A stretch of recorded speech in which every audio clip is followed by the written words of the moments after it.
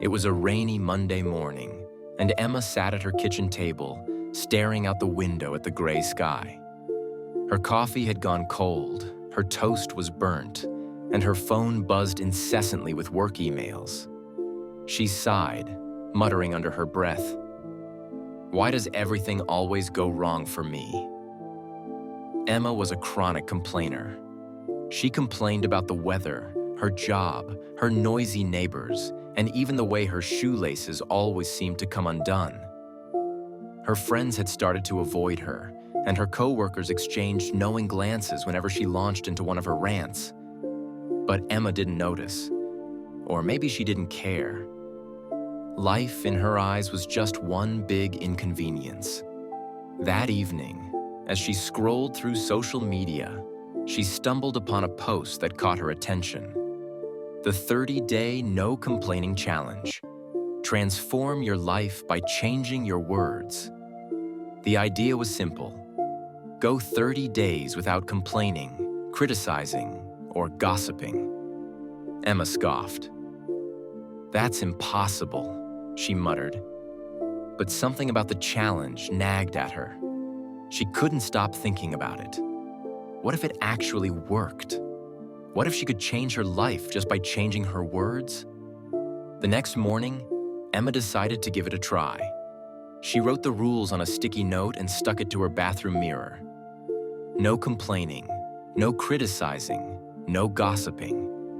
She even told her best friend Mia about the challenge to hold herself accountable. Mia raised an eyebrow. "You? Not complaining for 30 days? Good luck with that." The first day was a disaster. By 9 a.m., Emma had already caught herself complaining about the traffic, the long line at the coffee shop, and her boss's tone in an email. Each time, she mentally reset and reminded herself of the challenge. It was harder than she thought. Complaining had become second nature, like breathing. But she was determined. By the end of the first week, Emma noticed something strange. She felt lighter, as if a weight had been lifted off her shoulders. Instead of focusing on what was wrong, she started to notice what was right. The traffic? It gave her time to listen to her favorite podcast.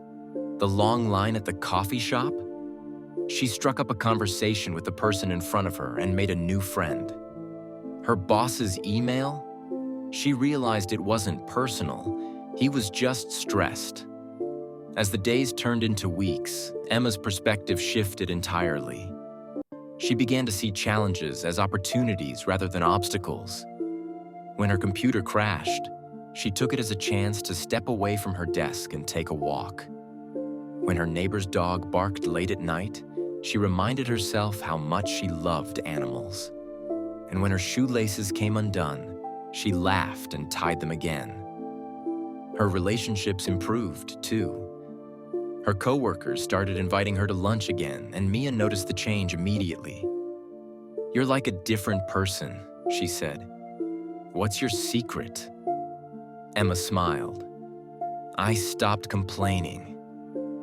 By the end of the 30 days, Emma felt like a new person. She was happier, more patient, and more grateful for the little things in life. She realized that complaining had been a way of avoiding responsibility, a way of blaming the world for her problems. But when she stopped complaining, she took control of her life. She started setting goals, pursuing hobbies, and even volunteering at a local shelter. The challenge didn't just transform Emma's life, it transformed the lives of those around her. Her positivity was contagious. Her coworkers started their own no-complaining challenges, and her friends began to see the world in a new light. Emma's journey inspired others to take control of their own happiness. One evening, as she sat on her porch watching the sunset, Emma reflected on the past 30 days. She realized that life hadn't changed. She had. The world was still full of challenges, but she had learned to face them with grace and gratitude. She had discovered the power of her words and the impact they had on her thoughts, her actions, and her life. Friends, complaining is easy, but it keeps us stuck in a cycle of negativity. When we stop complaining, we take control of our lives and open ourselves up to new possibilities. Happiness isn't about having a perfect life. It's about seeing the beauty in the imperfect and choosing to focus on what truly matters.